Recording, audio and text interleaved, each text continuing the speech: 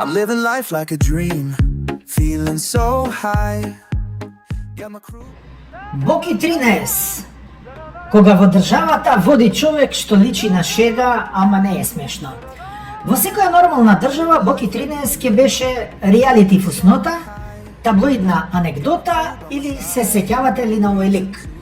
Во Македонија тој стана фактор, посредник, пријател на обвинители и морален авторитет. И не, ова не е приказна за тоа колку бил паметен Боки. Ова е приказна за тоа колку ниско сме паднале ние. Од шоумен до некој што знае некого. Боки не почна како криминалец, почна како нешто многу полошо за општеството како нашето. Како медиумска сензација. Шарен, гласен, преголем, млад, полепен, облечен во женска гардероба. Човек што знаеше една работа совршено, како да биде забележен. А Македонија, гладна за спектакл, му рече: ајде уште, додека не закрпи десетици бизнисмени. Потоа дојдоа телевизија, фондации и морал на кредит. Во еден момент Боки 13 не беше само шоумен, тој беше хуманитарец, борец за правда, жртва на системот, пријател на влијателни луѓе и посвоител на деца без родители, од кои што сите три деца беа различни. Се одеднаш. Во држава каде што институциите не функционираат, доволно е да изгледаш самоуверено и веќе си авторитет.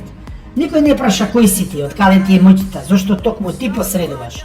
Затоа што во Македонија, ако некој се појавува на телевизија, а посебно се слика со политичари, министри, премиери и што уште не, автоматски тој вреди, тој знае нешто. Рекет, кога реалноста стана поголема од сатирата.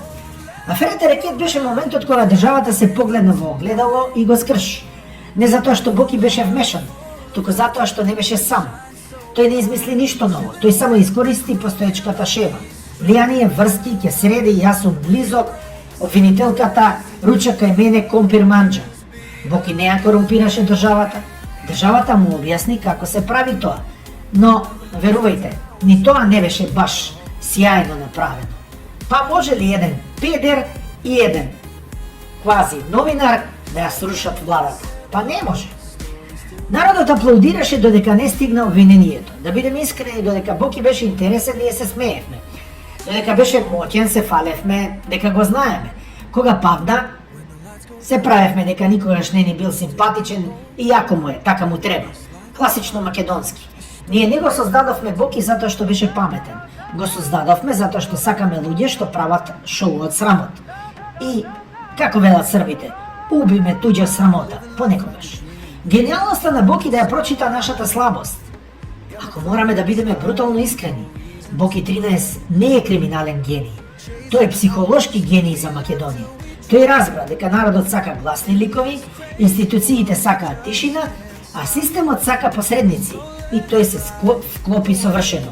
И ги мавна голем дел од парите. Затоа се изгледа како британска кралица, а никој не знае што работи. Крајот. Кога циркусот завршила, а сметката останува.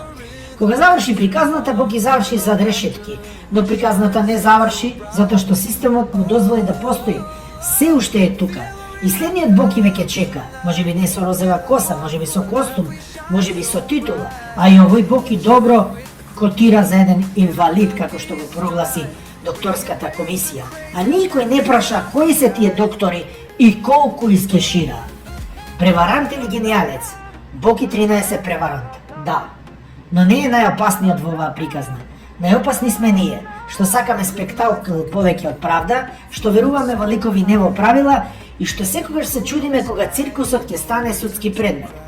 Затоа вистинското прашање не е како можеше Боки, туку колку Бокија ни требаат законично да сватиме дека проблемот не е во нив, туку во нас. А за тоа време Боки ќе пее, ќе игра и нема ништо од служењето на казната од 3 години. Оваа најновата.